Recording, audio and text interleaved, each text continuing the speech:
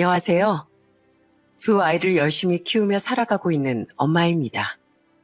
저는 지금 남편 없이 저희 부모님과 함께 살고 있어요. 금슬 좋은 저희 부모님처럼 저도 남편과 함께 사이좋게 늙어가고 싶었지만 도저히 결혼을 이어갈 수 없는 사건이 쌓이고 쌓여 결국 이혼을 선택했거든요. 그 순탄치 않았던 제 결혼 생활에 대해 인생 선배님들께 하소연하듯 털어놓고 싶어 이렇게 사연을 적어봅니다. 저희 아빠는 굉장히 성실한 분이셨어요. 아빠는 가족을 부양하기 위해 결혼 전에 입사한 회사를 나이 50이 넘으실 때까지 결근이나 그 흔한 지각 한 번 없이 부지런히 출퇴근하셨죠.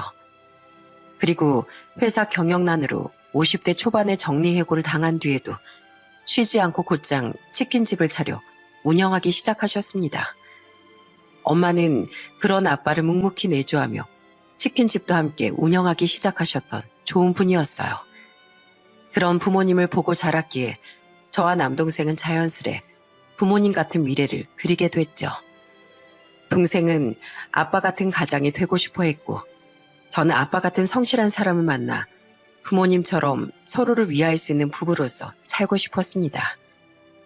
그리고 회사를 다니다 정말로 성실하게 본인의 작은 레스토랑을 운영하며 살던 남편을 만나 나이 30엔 결혼도 하게 됐어요. 그런데 결혼 전에 어느 날 아빠는 저를 불러 깜짝 놀랄 말씀을 하시더군요. 영은아, 아빠가 서울 집값이 너무 비싸서 집을 해주지 못해도 너희 신혼집으로 전셋집 하나는 빌라라도 마련해 주마. 네? 아유, 아니에요, 아빠. 저도 수철 씨도 집에 손 안 벌리고 스스로 힘으로 시작해보자고 서로 이미 말 끝냈는걸요. 저희가 모은 돈에 대출 껴서 전셋집 충분히 구할 수 있어요. 아빠는 제게 전셋집을 해주고 싶다고 말씀하셨습니다. 양가 지원 없이 시작하려던 전 깜짝 놀라 손을 내저었죠. 아빠는 그런 제 손을 다정하게 잡고 쓸어주며 이렇게 말씀하셨어요. 그래도 받아주려무나. 내가 뭘 위해서 그렇게 하늘이 두 쪽 나도 출근하고 일하며 열심히 살았겠니? 너랑 형민이를 위해서야. 형민이 결혼할 때도 난 똑같이 해줄 거다. 그러기 위해서 열심히 돈을 모으고 알뜰살뜰 산 거야. 그러니까 이 아빠를 위한 거라고 생각하고 그냥 받아. 아빠 얼마 전에 여윳돈 넣어뒀던 주식도 올라서 그걸로 목돈도 좀 생겼어. 엄마 또한 아빠 옆에서 고개를 끄덕이며 제게 웃어주셨습니다. 그런 부모님을 보는데 눈물이 날 것 같더라고요. 물론 두 분이 성실하시기도 했지만 평소 얼마나 검소하고 알뜰하게 사셨는지 잘 알고 있었으니까요. 게다가 치킨집 운영만 해도 힘드실 텐데 거기에 안주하지 않고 인터넷을 뒤지고 책까지 사서 재테크 공부를 하던 아빠의 노력이 생각나 자꾸만 코끝이 시큰거렸죠. 저는 그렇게 아빠의 도움과 제가 모아뒀던 약간의 돈을 보태 전셋집을 구할 수 있었습니다. 그리고 그 집에 남편이 혼수를 채우며 우린 신혼을 시작하게 됐어요. 그런데 결혼하고 보니 생각지도 못한 큰 문제가 있더라고요. 그건 바로 시댁이었죠. 안녕하세요, 어머님, 아버님. 김영은이라고 합니다. 어서 와요. 여기 와서 우리 차 한잔 먼저 할까요? 내가 해외 배송으로 사놓은 좋은 찻잔 세트가 있는데 그거 구경시켜 줄게요. 내가 찻잔 모으는 게 취미거든. 처음 인사를 갔던 날 저는 시댁을 보고 깜짝 놀랐습니다. 서울이 아닌 경기도에 있긴 했지만 시댁은 꽤 비싼 36평짜리 브랜드 아파트에 살고 있었어요. 게다가 집에 들어가 보니 벽 곳곳에 멋들어진 그림도 걸려있고 딱 봐도 비싸 보이는 진열장엔 시모가 모은다던 고급 찻잔 세트들이 가득했죠. 소파도 식탁도 전부 고급진 것들에 거실 천장엔 샹들리에 같은 화려한 조명까지 걸려 있었습니다. 그리고 그 집에서 절 환영해주던 시부와 시모 또한 머리부터 발끝까지 아주 멋들어진 옷과 장신구로 치장돼 있었고 말투도 기품 있어 보이는 모습에 남편이 잘 사는 중산층 집안 아들이었구나 싶더라고요. 남편은 시부가 그냥 아직까지 직장을 다닌다는 말을 했을 뿐 자기 집안 얘긴 별로 하지 않았었거든요. 한 가지 잘 사는 집에서 왜 자식이 결혼하는데 한 푼도 보태주지 않나 싶었지만 집안마다 가풍이 다르고 부모님의 지원이 당연한 것도 아니었기에 구태여 묻진 않았죠. 시댁이 어느 정도 부유한 집안이라는 생각은 결혼 이후에도 한동안 변함이 없었습니다. 외식할 때 본 시부의 차 또한 고급차였고 심지어 시모도 따로 고급차를 몰고 다니더라고요. 게다가 시부와 시모는 항상 좋은 옷을 입고 다녔고 서울에서 각자 평범한 직장을 다니던 두 손아래 시누이도 그건 마찬가지였죠. 시댁에선 단 한 사람, 제 남편만 평범한 사람들처럼 검소한 소비를 하는 사람이었습니다. 하지만 결혼한 지 몇 달 안 돼 저는 진실을 알아버렸어요. 오빠, 나 카드값 많이 나와서 이번 달 월세가 좀 부족하거든. 오빠 요새 레스토랑 꽤 잘 된다며? 나 돈 좀 빌려주라. 결혼 후에 보니 시누이들은 툭하면 남편에게 돈을 빌려가더군요. 처음엔 그리 큰 금액도 아니고 남매끼리 그럴 수도 있지 싶어서 아무 말 하지 않았어요. 그런데 그 횟수가 점점 잦아지고 시누이들은 그 돈을 갚을 생각도 안 하는 것 같아 이상하더라고요. 결국 전 남편에게 물어봤습니다. 근데 아가씨들은 부모님한테 손 안 벌리고 자꾸 왜 당신한테 부탁해? 두 분 잘 사시잖아. 제 질문에 남편은 선뜻 대답을 못하고 머뭇대더군요. 반응이 영 꺼림직한 걸 보고 괜히 불안함이 밀려왔습니다. 그리고 그 불안함은 정확히 들어맞았죠. 그렇진 않아. 사실 두 분 사시는 집도 월세고 집에 대출금도 많거든. 뭐? 그 큰 집이 월세라고? 그리고 매번 좋은 옷만 입고 다니고 차도 그렇게 좋은데 그럼 그것들은 어떻게 사셨어? 다 할부고 대출이야. 두 분이 사실 사치가 좀 심하셔. 동생들도 두 분 닮아서 어릴 때부터 허영이 좀 있었고 우리 아버지가 예전에 교도소를 3번이나 다녀올 정도로 사기를 많이 치고 다니셨는데 그때 큰돈을 많이 만진 뒤로 씀씀이가 눈덩이처럼 불어나시더라고. 미리 말 못해서 미안해 여보. 뭐? 아니 여태 그걸 나한테 말도 안 하고 숨기고 있었다고? 정말 미안해. 사실 일부러 숨긴 건 아닌데 말해야지 생각하다가도 선뜻 입이 안 떨어져서 못하다가 여기까지 왔던 거야. 그래도 지금은 우리 아버지, 어머니랑 같이 사친하셔도 직장 성실히 다니면서 알아서 대출금 잘 갚고 계셔. 지금은 마음 잘 잡고 살고 계시니까 눈 딱 감고 당신이 한 번만 넘어가 주면 안 될까? 나도 우리 부모님이 원망스러울 때도 있었는데 그래도 부모님이잖아. 내가 당신한테 정말 잘할게.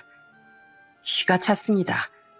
알고 보니 시부는 사기 전과자에 시댁 식구들은 모두 허영심으로 가득 찬 사람들이었던 거예요. 시댁엔 빚만 산더미였던 거죠. 시누이들도 시부모를 닮아서 거리에 비해 씀씀이가 해뻤던 거고요. 그게 뒤통수 맞은 기분이라 정신이 얼얼하더군요. 그런 제 반응에 남편은 일부러 속인 건 아니라며 싹싹 빌더라고요. 솔직히 배신감이 든 것도 사실입니다. 하지만 남편만은 정말로 성실하고 좋은 사람이었기에 저는 그 일을 넘기기로 했어요. 어차피 1년에 몇 번 만나지도 않을 시댁 식구들을 보고 살 것도 아니니 결혼 후에도 여전히 성실하고 제게 다정했던 남편만 보고 살기로 한 거죠. 남편만은 시부모와 시누이들과 다른 사람이었으니까요. 다만 저는 앞으로 어차피 돌려받지도 못하고 중요한 곳에 쓰일 것도 아니니 시누이들에게 돈을 빌려주는 것만은 더 이상 하지 말라고 못을 박았어요. 그렇게 진실을 알고 시댁 식구들을 보니 전엔 교양 있게 보였던 시부모의 행동이 이젠 허세로 보이기 시작하더군요. 향긋해. 역시 비싼 차는 비싼 잔에 따라 마셔야 맛이 배가 된다니까. 여보, 우리 내일 저녁엔 레스토랑 가서 와인에 송아지 고기 먹는 거 어때요? 저번에 갔던데 고기가 연하고 맛있던데. 좋지. 그리고 아무래도 차를 좀 바꿔야겠어. 이번에 새로 나온 신차를 봤는데 지금 차보다 훨씬 중후하고 멋져 보이더라고. 아빠, 그럼 그 차 팔지 말고 저 주세요. 제가 탈래요. 아니야, 언니 말고 저 주세요, 저. 야, 내가 먼저 말했거든? 그럼 가위바위보해서 정하자. 가진 건 빚뿐이면서 그들이 말하는 건 거의 무슨 준재벌 같았어요. 저때 결국 가위바위보에서 이긴 큰 신우가 시부의 외제차를 물려받았는데 결국 몇 달도 안 돼서 유지하기 힘들다며 팔아버리더라고요. 그리고 차를 판 돈은 시부가 돌려받기도 전에 두 시누이가 나눠서 죄다 써버렸죠. 시부는 그러거나 말거나 풀할부로 산 새 외제차를 신나게 끌고 다녔고요. 그런 형편에 안 맞는 소비를 하는 시댁 식구들이 당연히 좋게 보이지 않았어요. 그들 중 남의 눈에 피눈물을 내서 교도소를 3번이나 다녀왔으면서도 죄책감 없이 떵떵거리며 살고 있는 시부와 당연히 한통속이었을 시모가 특히 말이죠. 그래도 남편 말대로 시부가 이제라도 정신 차리고 정말 직장은 성실히 다니는지 시부모는 우리에게 손을 벌리진 않더군요. 게다가 제게 크게 잘해주진 않아도 자주 만나지도 않고 못 참을 정도로 거슬리는 일도 없었기에 초반에 시부모가 남편과의 결혼 생활에 걸림돌이 되진 않았습니다.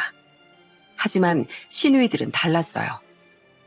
새언니, 반찬이 이게 뭐예요? 아우, 너무 짜잖아요. 간도 제대로 못 맞춰요? 집에서 음식도 제대로 못 배우고 시집 왔어요? 새언니, 좋은 가방 메고 왔네요. 오빠 시켜서 우리한텐 돈 한 푼 못 빌려주게 자기 입맛대로 조종하더니 돈 잘 버는 우리 오빠 돈 다 새언니 밑으로 들어가고 있었나 봐요. 시누이들은 남편이 돈을 빌려주지 않자 그게 다 제 탓이라고 생각하며 불만을 품은 것 같더군요. 때문에 언젠가부터 제게 버릇없고 건방지게 굴기 시작하더라고요. 그래도 저는 새언니 새언니 하면서 살가운 척하더니 그게 그들의 본 모습이었죠. 처음엔 아예 상종하지 말자 싶어 꾹 참았는데 점점 도가 지나치니 저도 참기 힘들어 맞받아치기 시작했습니다. 짜요? 그럼 먹지 마세요. 시댁까지 와서 제가 식구들 밥 반찬 다 차렸으면 그게 짜든 싱겁든 감사하게 먹어야 하는 거 아니에요? 그리고 결혼하기 전에 음식하는 걸 배워야 한다고 대체 어느 나라 법이 그래요? 그런 법이 진짜 있으면 아가씨들은 평생 결혼도 못 하겠네요. 아가씨들 음식 잘하지도 못하고 귀찮아해서 아가씨들 집에서 맨날 배달 음식 시켜 먹는다면서요? 네, 저 큰맘 먹고 가방 좋은 거 샀어요. 남편 돈이 아니라 이번에 회사에서 보너스 타서요.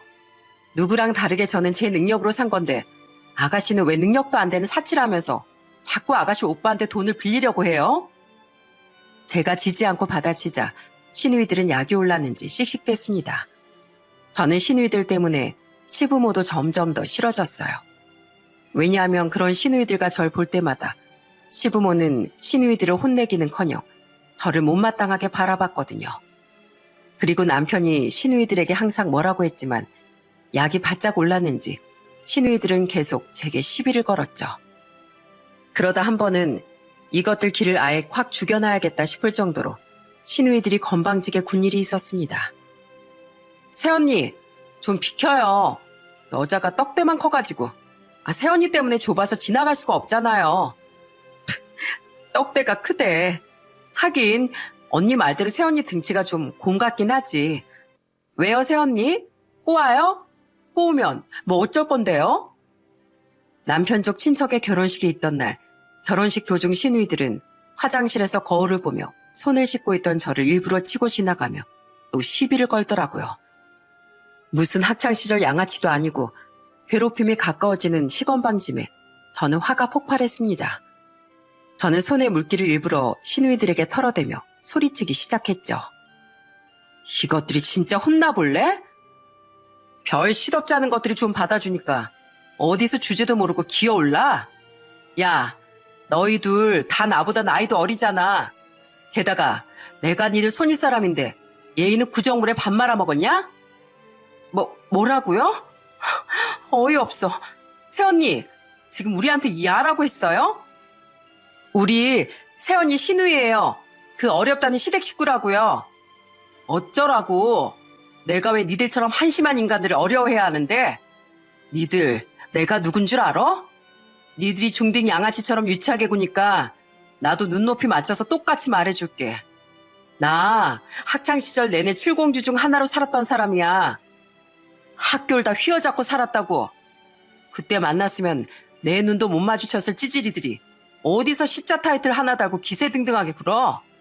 니들 계급장 떼고 나한테 주먹으로 한번 처참히 맞아볼래? 볼 쳐다봐. 눈 깔아. 확 그냥. 저는 진짜 주먹까지 쥐고 들어올리는 신용을 했어요. 그렇게 시누이들을 향해 누나를 부라리니 시누이들은 그제야 깨갱하며 기가 죽더니 도망을 가더라고요. 물론 저는 남들보다 떡대가 있는 편이긴 했지만 학창시절에 칠공주고 뭐고 아무것도 아니었습니다. 하지만 그렇게라도 더는 시누이들이 건방지게 굴지 못하도록 만들고 싶었던 거예요. 그런데 그날 시누이들은 유치하게도 결혼식이 끝난 뒤 시모에게 그걸 다 일렀더군요. 시모는 울먹이는 시누이들을 등 뒤에 달고 씩씩대며 제게 화를 냈죠. 예, 너 우리 딸들한테 주먹질까지 하려고 했다며? 아무리 애들이 철이 없어서 너한테 못된 소리 좀 했기로써니 어떻게 시누이들한테 그런 무서운 말을 하고 주먹을 들어 올릴 수가 있니? 그건 좀 심한 거 아니야? 어머님이 그렇게 오냐오냐 하시니까 아가씨들이 저렇게 버릇이 없는 거잖아요. 시댁이고 시누이고 다 떠나서 사람이 사람한테 그렇게 못된 말만 일삼는 게 잘하는 행동인가요? 말로 해서 안 들으면 맞아서라도 된 사람이 돼야죠. 그런데 어머님도 아버님도 평소에 저한테 버릇없이 구는 아가씨들을 혼내긴커녕 도리어 받아치는 저를 못마땅하게 보시지 않았어요? 말리는 제 남편까지도요. 이게 대체 맞는 행동인가요?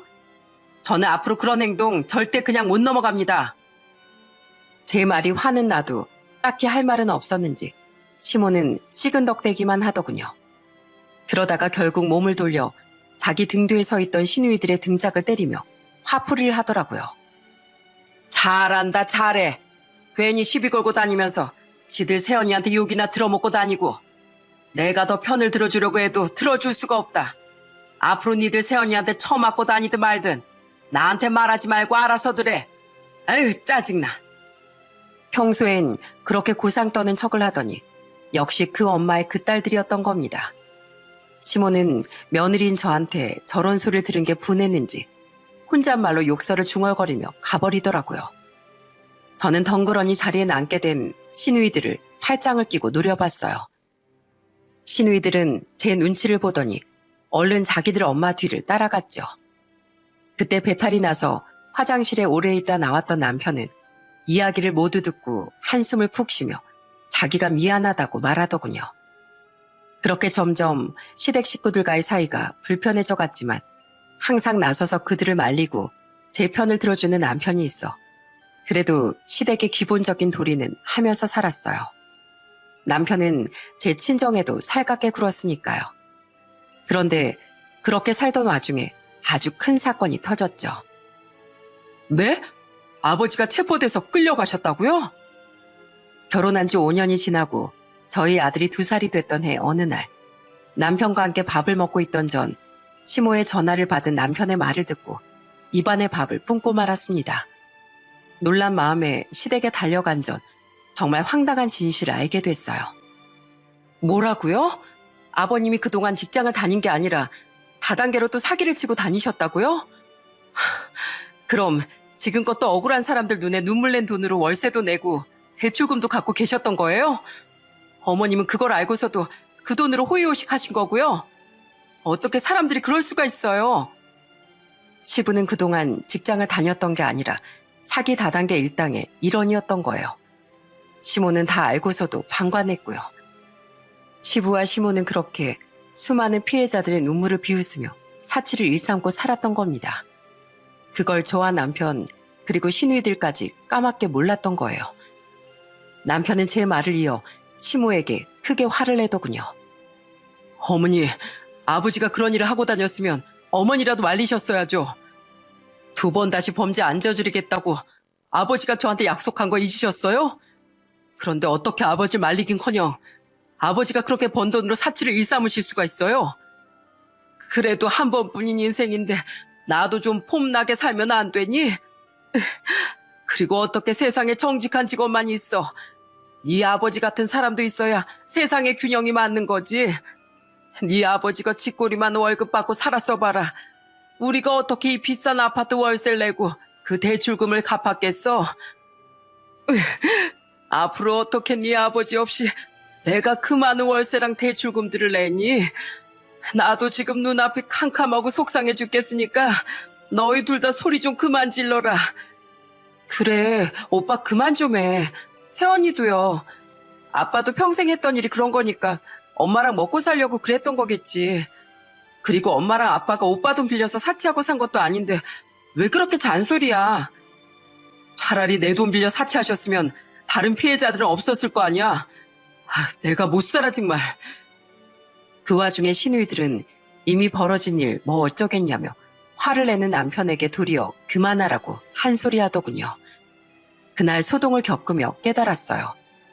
시모도 그렇고 시누이들도 그렇고 정말 사고방식이 한심하고 남다른 사람들이라는 걸 말입니다.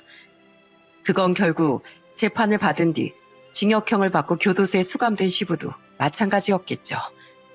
저는 그 일로 시댁 식구들이 한층 더 싫어졌어요. 때문에 시댁에 거의 왕래하지 않고 시댁 식구들과 달리 건실하고 멀쩡한 사람인 남편과 아들만 바라보며 결혼 생활을 이어갔습니다. 그런데 시부의 실체를 알게 된 지 몇 달 안 됐던 어느 날, 저는 그런 남편에게까지 뒤통수를 맞고 말았어요. 여보, 우리 적금 만기가 언제였지? 거의 다 됐던 것 같은데. 그거? 저는 어느 날 남편 명의로 꾸준히 들고 있던 적금에 대해 남편에게 물었습니다. 그런데 남편은 우물쭈물하며 쉽사리 대답을 못하더군요. 순간 불길한 기운이 과거 시댁의 실체를 들었던 날처럼 뒷덜미를 차갑게 만들더라고요. 설마 싶었는데 결국 남편의 입에서 나온 말은 저를 크게 낙담하게 했죠. 미안해. 사실 그 돈 우리 어머니 드렸어. 뭐? 3천만 원도 넘는 그 돈을 어머님을 드렸다고? 나랑 상의도 없이? 당신이 알면 반대할까봐 몰래 드릴 수밖에 없었어. 당장 아버지도 없는데 어머니도 월세도 내고 먹곤 사셔야 할 거 아니야. 벌써 드린 지 2달도 넘었어. 미안해 여보.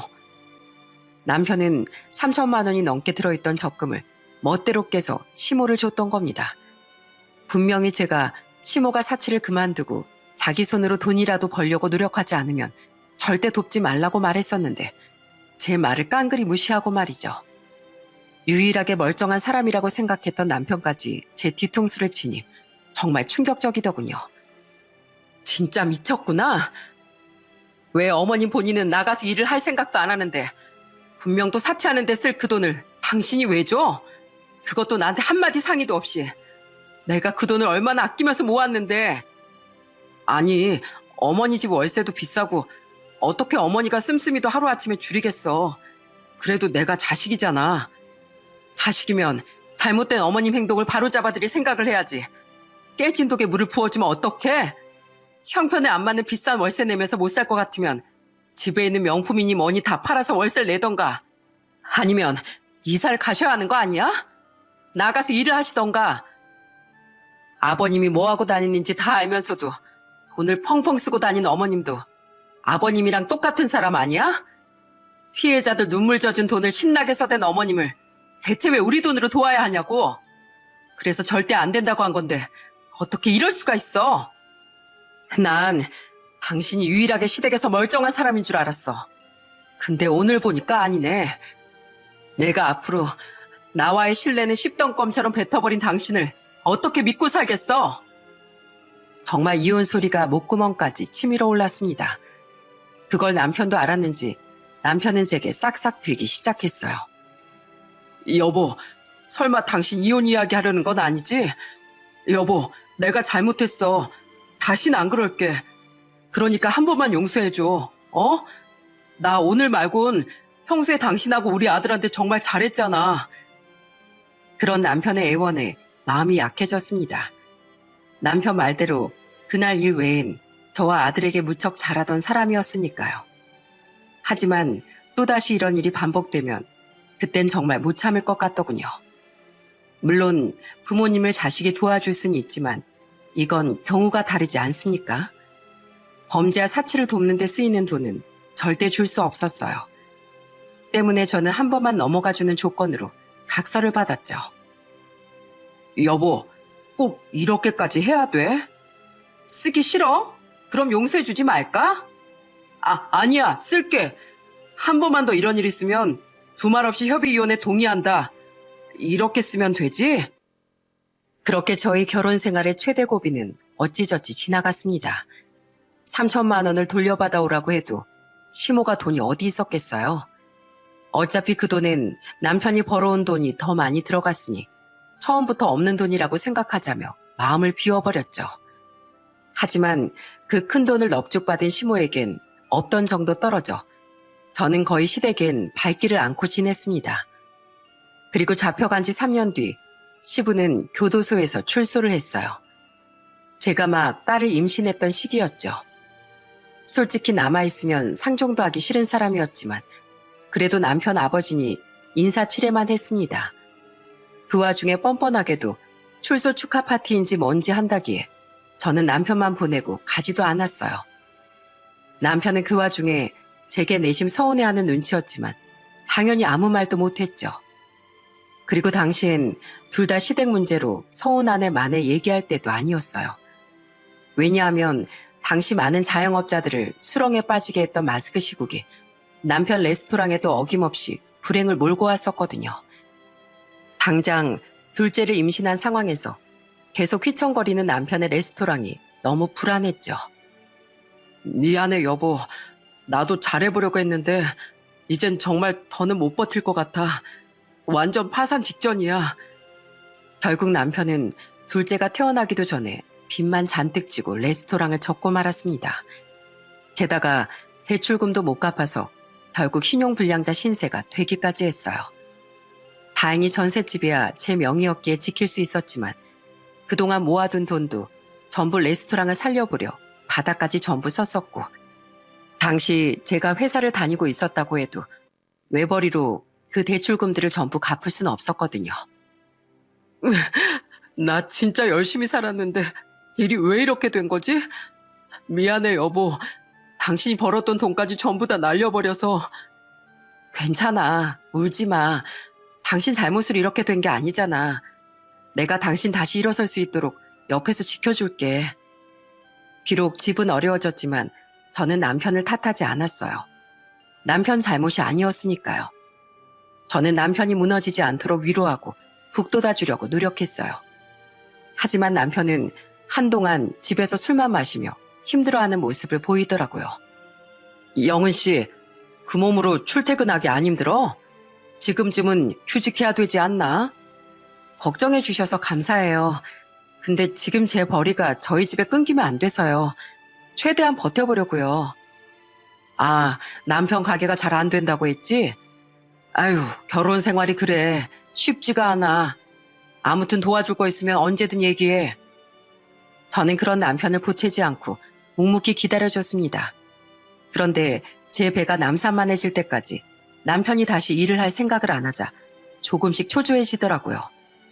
아들은 아직 어린데다 저는 곧 출산 때문에 휴직을 해야 하는데 그렇게 되면 당장 먹고 살 벌이가 없어지니까요.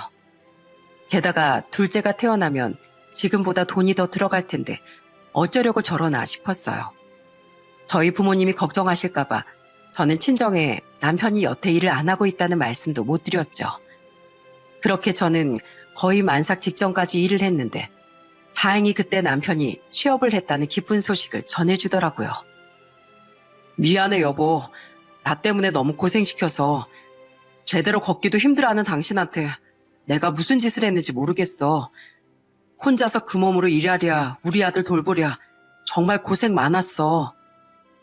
남편은 아는 형님의 가게에 취업을 했다고 하더군요. 감사하게도 월급을 받으면 차압당할 남편을 위해 현금으로 월급도 주기로 했다고도 했죠. 당장 사회생활을 다시 시작하려면 아무래도 남편에게 카드 정도는 있어야 할 것 같아 저는 평소 제가 자주 쓰던 계좌에 체크카드와 통장을 건네줬습니다. 그렇게 남편 벌이도 생겼으니 저는 조금은 편안한 마음으로 나를 출산할 수 있었어요. 저는 형편이 어려워진 우리를 위해 아빠가 예약해 주신 좋은 산후조리원에서 몸조리도 할 수 있었죠. 그때 시부모는 제게 수고했다는 전화 한 통 안 하더라고요. 미안해. 당신이 잘 안 온다고 우리 부모님이 화가 좀 나셨나 봐. 됐어. 나도 뭐 별로 축하 인사 받고 싶지도 않아. 이미 틀어질 대로 틀어진 사이라 저는 신경 끄고 둘째를 얻은 기쁨에만 집중했습니다. 그리고 조리를 끝내고 예쁜 딸과 함께 산후조리원에서 퇴원한 날, 저는 아주 충격적인 사실을 알게 됐죠. 집에 돌아와 짐을 정리하고 난 뒤 남편은 씻으러 화장실로 들어갔어요. 그런데 얼마 뒤 친정 아빠에게서 전화가 오더군요. 영은아, 집에 잘 갔니? 아빠가 일하느라 못 가봐서 미안하다. 엄마도 미안하다고 전해달래. 아니에요. 남편이 있는데요, 뭘요. 그래. 그래도 우리 든든한 안서방이 있으니까 안심이야. 아, 맞다. 아빠가 보내준 1,000만 원 잘 받았지? 네? 1,000만 원이요? 몰랐어? 아빠가 저번에 너한테 전화했는데 안 받아서 안서방한테 전화해서 이 계좌번호 물어봤었어. 곧 출산 예정일이니 출산 축하 선물로 1,000만 원 보내주려고 하는데 내가 알고 있던 네 계좌로 보내면 되는지 아니면 다른 계좌로 보내줄지 말이야. 그러니까 안서방이 원래 내가 알고 있던 그 계좌로 보내면 된다고 감사합니다 하면서 인사까지 했는데 그 뒤론 네가 갑자기 양수 터지면서 병원으로 가게 돼서 그 말을 못했다가 지금 생각이 나서 물어본 거야. 이상하네. 확인해 볼게요. 아마 남편도 깜빡했었겠죠 뭐. 그래, 그랬겠지. 아무튼 우리 딸 요새 고생이 많지? 게다가 아이까지 낳느라 힘들었을 텐데 그걸로 안서방이랑 맛있는 거 사 먹어라. 아니면 비상금으로 두고 쓰던지. 우리 딸 아빠가 항상 응원한다. 아빠는 제 출산 선물로 제게 1,000만 원을 보내셨다고 말하셨어요. 제가 남편에게 빌려줬던 체크카드와 통장 계좌번호로 말이죠. 부모님이 얼마나 힘들게 일하며 돈을 버시는지 알기에 감사해서 눈물이 핑 돌았습니다. 그때까지만 해도 저는 남편이 정말 그동안 깜빡하고 말을 안 했겠거니 싶었어요. 계좌도 당시 제가 사용하고 있던 다른 계좌번호를 알려드리기 번거로워 그냥 그 계좌로 보내달라고 말했겠거니 했던 거죠. 저는 아빠가 보내주신 돈을 확인하기 위해 휴대폰 은행 어플을 켰습니다. 이상하다. 왜 잔액이 1,000만 원이 안 되지? 하지만 분명 1,000만 원은 넘게 들어있어야 할 통장에 그만한 돈이 없더라고요. 저는 불길한 마음에 떨리는 손으로 거래 내역을 조회하기 시작했죠. 아빠는 제가 예정일보다 일찍 출산을 하게 됐던 날 정말로 1,000만 원을 보내셨더군요. 하지만 그 다음 내역을 보고 저는 경악을 하고 말았습니다. 이거 뭐야? 돈을 받자마자 아버님한테 고스란히 보냈다고? 남편은 저희 아빠가 돈을 보내자마자 즉시 1,000만 원 전부를 시부에게 보냈던 겁니다. 시부의 이름이 조금 특이한 편이라 절대 동명이인일 리도 없었어요. 남편은 제가 모를 줄 알았는지 일부러 저희 아빠가 돈을 보내주셨다는 사실을 제게 숨겼던 거예요. 정말 눈이 돌더군요. 저는 휴대폰을 들고 화가 나서 덜덜 떨기까지 했습니다. 그리고 그 순간 때마침 남편이 샤워를 마친 뒤 옷을 입고 나오더라고요. 저는 그놈을 향해 옆에 있던 쿠션을 던져버렸어요. 아! 뭐야? 아프잖아. 아, 왜 그래? 왜 그래? 나 방금 아빠한테 전화 받았어. 우리 아빠가 출산 선물로 1,000만 원 보내주셨다면서? 당신 그거 입 싹 닫고 나한테 말 안 했더라? 아, 그거? 아, 내가 깜빡했네. 아, 그래? 그럼 지금이라도 당장 그거 현찰로 뽑아서 나한테 당장 가지고 와. 어? 지금? 에이, 나중에 가져올게. 나중에 언제? 그래, 당연히 지금은 못 가져오겠지. 왜냐하면 받자마자 나한테 말도 없이 당신 그 범죄자 아버지한테 보내줬으니까. 내가 방금 은행 어플 켜서 다 확인했거든? 어디서 발뺌질이야? 남편은 끝까지 제게 오리발을 내밀어 들더군요. 기가 차서 저는 그런 남편에게 어디서 발뺌을 하냐고 버럭 소리쳤습니다. 그제야 남편은 화들짝 놀라며 제게 싹싹 빌기 시작했어요. 여보, 화내지 말고 우선 내 말 좀 들어봐. 어? 내가 잘못했어. 말? 무슨 말? 어떻게 우리 부모님이 피땀 흘려서 열심히 번 돈을, 손주 낳은 딸을 위해 보내주신 우리 부모님 돈을 나도 모르게 당신 아버지한테 보내? 대체 무슨 생각을 하면 그런 짓을 할 수가 있어? 그게 그동안 당신한테 말은 못했지만 우리 아버지 출소하고 나서 많이 힘들어하셨어. 일은 안 하니까 들어올 돈은 없지. 내가 전에 어머니한테 드렸던 돈도 이미 거덜난 상태지. 그 와중에 집에 아직 남은 대출금도 많고 아버지 피해자들한테 민사소송도 걸려서 그 돈도 다 토해내야 하셨단 말이야. 근데 난 자식이잖아. 그래도 부모님인데 아버지 빚은 자식이 갚을 수 있게 도와드려야 하는 거 아니야? 당장 대출이라도 받아서 도와드리고 싶었는데 난 신용불량자라서 그럴 수도 없고 답답하던 차에 장인어른이 돈을 보내주셨던 거야. 여보, 기왕 당신 이렇게 알게 된 거 혹시 우리 전세보증금 빼고 월세로 돌려서 우리 부모님 좀 도와주면 안 될까? 나 우리 부모님 너무 불쌍해. 그걸 핑계라고 되니? 당신 부모는 사기 말고 나가서 막노동이라도 뛰면 몸에 병이라도 난대? 게다가 다른 돈도 아니고 어떻게 우리 아빠 돈을 당신 아버지한테 줘? 그리고 미쳤니? 우리 아빠가 힘들게 마련해준 전세금까지 빼서 당신 부모를 돕자고? 당신 진짜 큰일 날 사람이다. 됐고 당장 이혼해. 난 당신 부모 하나도 안 불쌍하고 이젠 아주 당신 식구들이라면 정말 지긋지긋해. 근데 당신까지 그렇게 한통속이 되면 더는 당신이랑도 못 살아. 난 당신하고 애들 데리고 이혼할 거니까 당신은 평생 당신 부모 빚 갚으면서 살아. 여보, 어떻게 고작 돈 1,000만 원에 나한테 이혼 얘기까지 해. 우리 둘째도 이제 막 태어났잖아. 어떻게 그 상황에 가정을 깨? 가정을 깬 건 내가 아니라 당신이야. 당신은 고작 1,000만 원이 아니라 나와의 약속을 저버린 거야. 나랑 상의도 없이 그것도 우리 아빠 돈을 사기꾼이 너희 아빠한테 보낸 거. 당신은 당신 말대로 고작 1,000만 원으로 직접 날 배신한 거야. 예전에 우리 각서 썼던 거 기억하지? 당신은 내가 모를 줄 알고 2번 다시 나 몰래 당신 부모한테 돈 주지 않겠다는 약속을 어긴 모양인데 천만의 말씀 만만의 콩떡이야. 당신도 결국 거짓투성인 당신 부모랑 똑같아. 당신은 거짓말로 나랑 애들을 잃게 된 거야. 그러니까 당장 짐 싸서 당신이 그렇게 위하는 당신 부모 집 가서 살아. 우리 아빠가 마련해준 이 집에서 당장 나가라고. 눈 가리고 아웅도 따로 있지. 어떻게 그걸 걸리지 않을 거라고 생각했을까요? 남편은 자기가 정말 잘못했다며 무릎 꿇고 제 다리를 붙잡으며 울더라고요.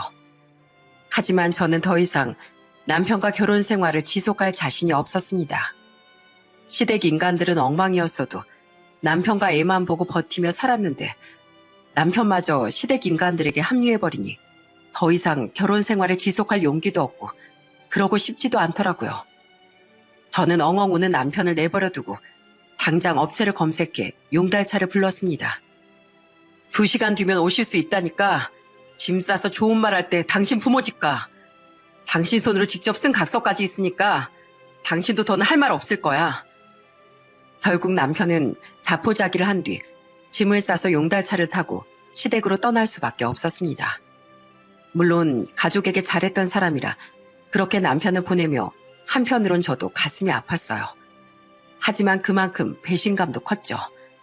무엇보다 이번에 또 그냥 넘어가면 남편은 계속해서 제게 거짓말을 하며 시댁을 도와줄 것 같더라고요.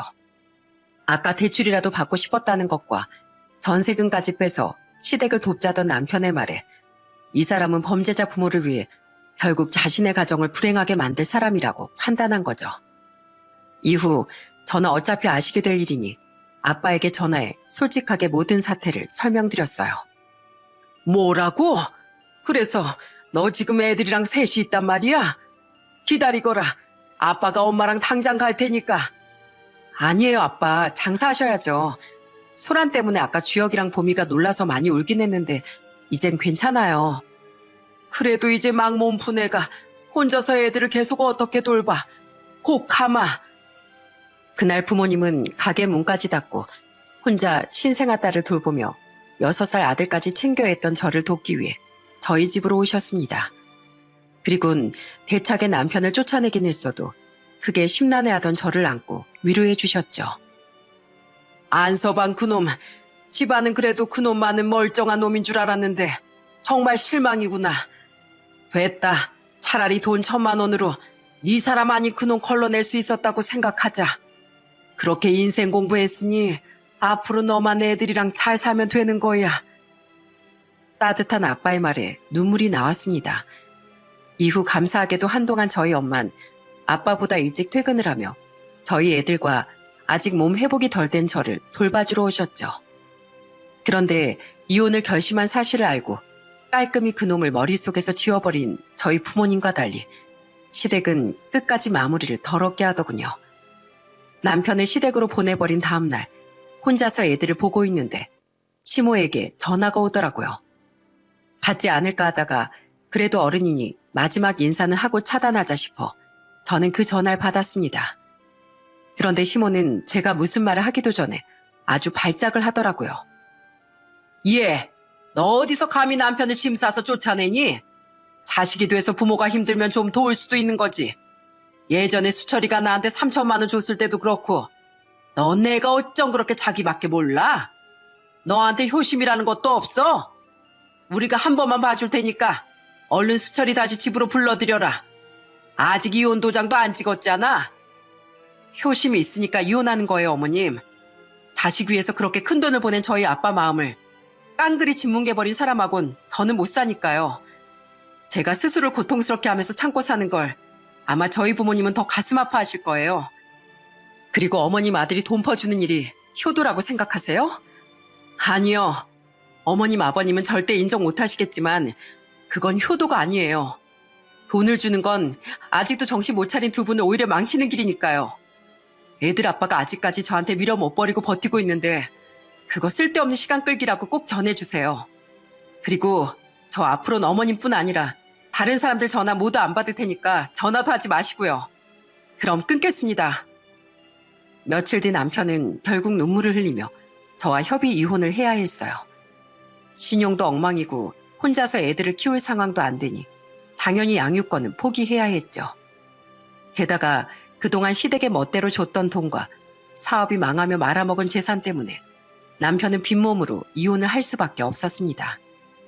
물론 제 수중에도 크게 남은 돈은 없었지만 그토록 열심히 살았던 남편은 결국 자기 부모를 챙기려다 돈도 가정도 전부 잃었던 거예요. 안타깝긴 하지만 저도 남편을 위해 최선을 다하며 할 만큼 하고 살았으니 깔끔하게 돌아설 수 있었던 거죠. 그 뒤 저는 전셋집을 빼고 아이들과 친정으로 들어갔습니다. 혼자서 어떻게든 아이들과 셋이 살아보려 했지만 부모님이 저를 너무 많이 걱정하셨거든요. 이렇게 다 커서까지 두 분께 신세를 져서 죄송해요. 신세는 무슨, 서로 힘들 때 돕고 위로하는 게 가족이지. 나랑 네 엄만 오히려 딸인 너도 손주들도 맨날 봐서 너무 좋다. 영은아, 인생은 한 번뿐이야. 그러니까 과거 일 때문에 주눅들어 있기보단 다가올 미래를 생각하고 힘차게 나아가야 한다. 알았지? 두 분은 치킨집을 운영하며 저희 아이들의 육아도 많이 도와주셨습니다. 가끔 놀러오던 남동생 부부도 저를 많이 위로해줬죠.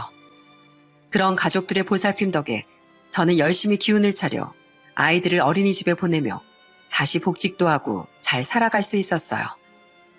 그렇게 3년간 전 남편 소식은 모른 채 씩씩하게 살다가 얼마 전 저는 처음으로 전 남편의 전화를 받게 됐습니다.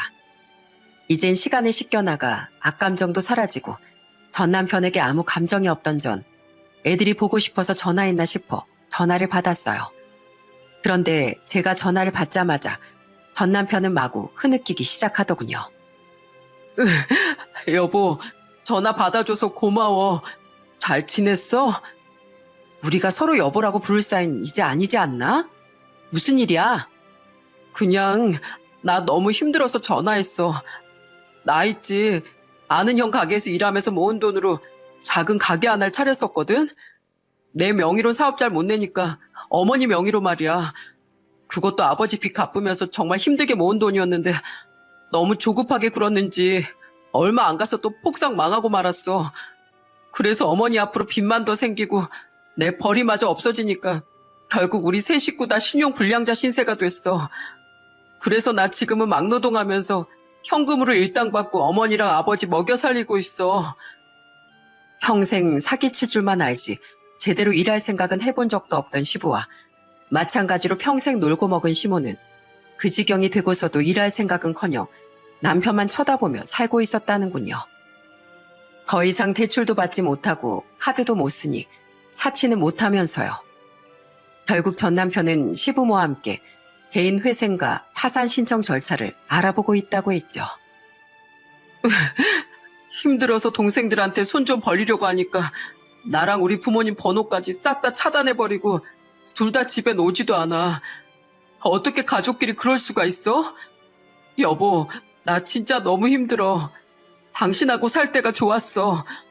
여보, 나 애들도 너무 보고 싶은데 나 좀 다시 받아주면 안 될까? 나 이젠 정말로 우리 부모님한테 돈 안 줄게. 싫어. 난 당신 위해서 당신이 가족살 숨겼던 것도, 당신 가족들이 나한테 했던 행동들도, 당신이 멋대로 당신 어머니한테 적금 깨서 돈 보냈던 것도 다 참아줬었어. 당신이 재산 다 까먹고 한참을 술만 마실 땐 만사까지 혼자 직장 다니고 아들 돌보면서 당신 보살펴도 줬어. 근데 결국 돌아온 건 끝내 나와의 신뢰를 저버린 당신 모습이었잖아.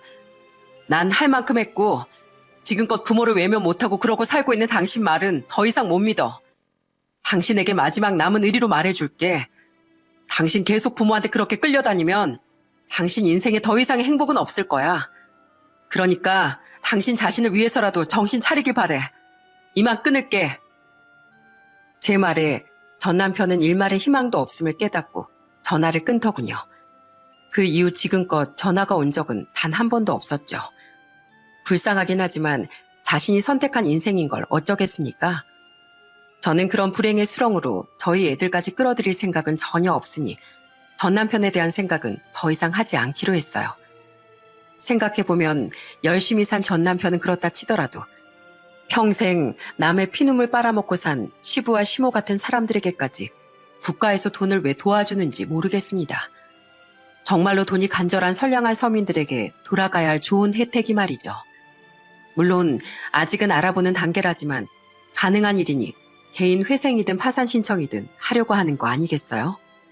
부디 세상이 더 공평해져서 사기치고 남에게 피해주며 사는 시부모 같은 사람들이 아니라 정직하게 노력하며 선량하게 사는 사람들이 정당한 혜택을 누리고 그로 인해 더욱 배부르고 떵떵거리면서 살 수 있는 미래가 꼭 왔으면 좋겠습니다.